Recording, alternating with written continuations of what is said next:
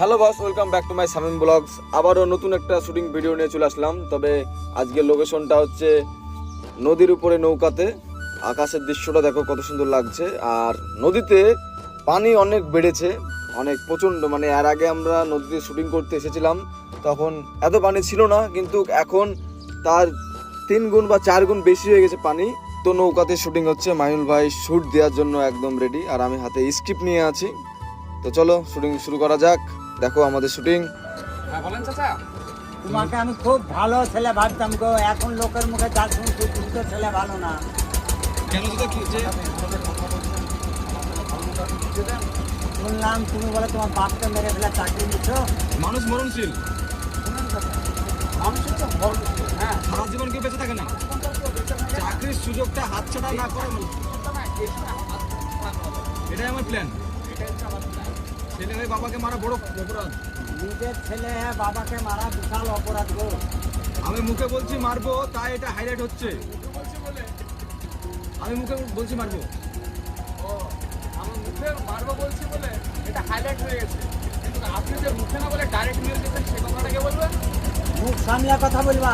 আমার বাবাকে আমি কবে মেরে আমার ফেললাম? বাবাকে আমি কবে মেরে আপনি নিজের হাতে মারেননি, সিস্টেমে কাজ করছেন। মারেননি, কিন্তু সিস্টেমে তো কাজ করছে। সিস্টেমের কাজ মানে সিস্টেম বলতে কিছু বুঝতে পারি না। আপনার জমি জায়গা আছে, ভালো অবস্থা, জায়গা আছে, ভালো অবস্থা।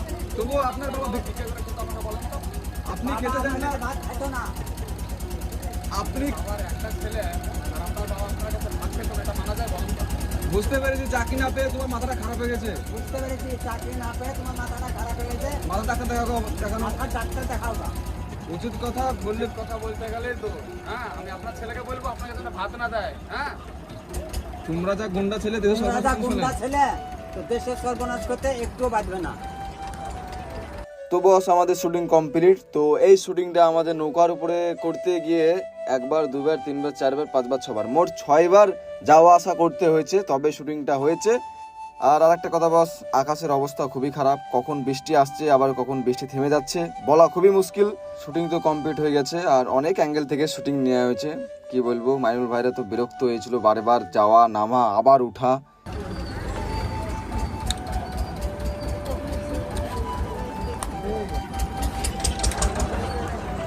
এই হচ্ছে আফজাল চাচা, ঠিক আছে।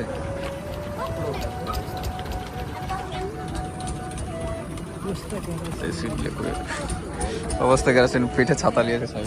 মাইনুল ভাই মোটরসাইকেলে বহুত শর্ট হলো। 3 বার যাওয়ার সাথে ঘাট পার, 3 বার ঘাট পার করা হলো। হ্যাঁ, 1 ঘন্টা লেগে গেল এখানে। কমপ্লিট, চল।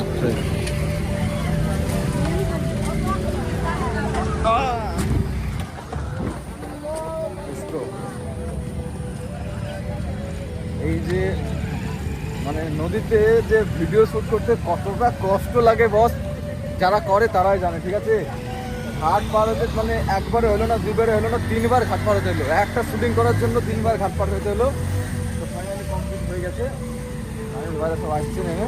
তো ফাইনালি চলে আসলাম নেক্সট লোকেশনে। এই যে এখানে এবার মাইনুল ভাইয়ের সাথে আমাদের আসান চাচার শুটিং হবে। চাচা আপনি এতগুলা ক্যামেরার সামনে অ্যাক্টিং করছেন, বুঝলেন?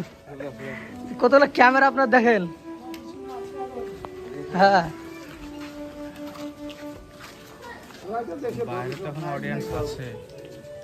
তাই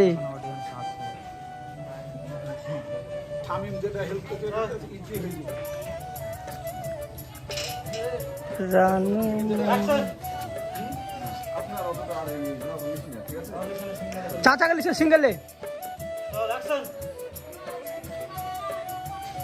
তোর বিরুদ্ধে আমি যা শুনলাম, সত্যি হয় বিনা পরিচয় জেলে পাঠিয়ে দেবো, বলো।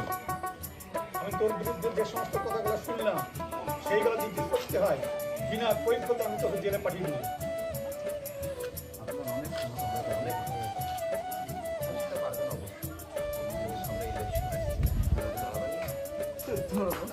তোর মতো মাইনে একটা ভোট দিলেই তো কি, না দিলেও আমি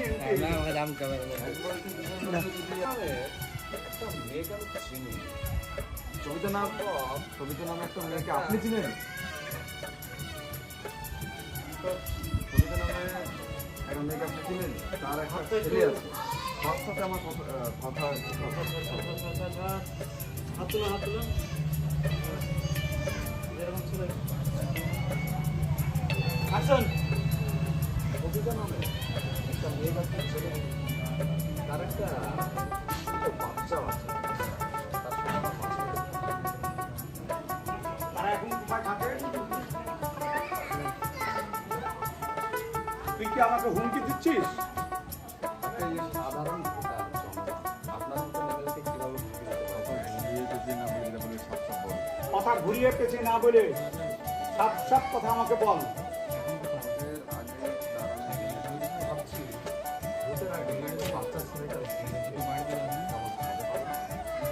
আমি তোর জন্য কি করতে পারি?